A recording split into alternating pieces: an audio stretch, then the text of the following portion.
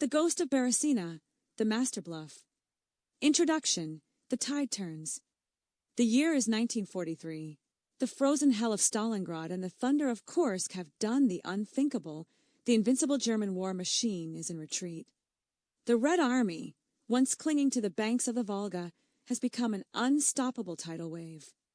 But as the front lines collapsed in Belarusia in 1944, a different kind of war was being waged, a war of shadows, signals, and absolute deception. Near the Berezino River, a German force of 1,800 men was obliterated. Only 200 survived. Among them was Lieutenant Colonel Heinrich Scherhorn, the architect in the trap.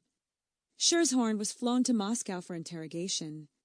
His captor, Pavel Sudoplatov, Stalin's master of special tasks, the man who orchestrated the assassination of Trotsky. Sudoplatov saw a broken officer and a golden opportunity. He launched Operation Beresina. The goal: to convince the German High Command that Scherhorn and thousands of heroic survivors were still fighting behind Soviet lines, and that they desperately needed supplies. On August 19th, using captured radio gear, a Soviet operator sent a frantic signal.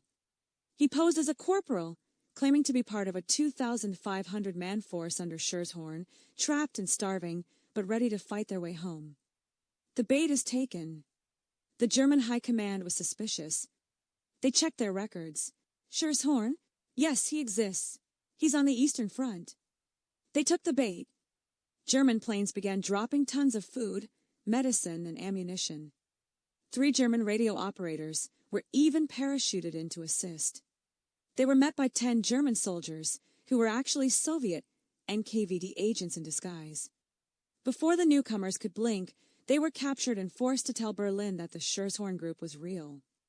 The bluff was so perfect that even as the Third Reich crumbled in 1945, Scherhorn remained a priority. Hitler himself, obsessed with the myth of the undefeated soldier, ordered the legendary Commando Otto Skorzeny to mount a rescue mission. The final irony: on March 23, 1945, just weeks before Berlin fell, Hitler promoted Scherhorn to full colonel and awarded him the Knight's Cross. A hero's honor for a man who was, in reality, a captive collaborator. The haul for the Red Army was staggering: 39 air missions, 255 artillery pieces, millions of rubles, and 25 German agents, all delivered directly into Soviet hands by the Luftwaffe. Sudoplatov called it the greatest radio bluff of the war. Scherhorn was released in 1949 and returned to Germany. Whether he ever told his countrymen that his Knight's Cross was earned while working for the enemy remains a secret buried in the ruins of the Beresina.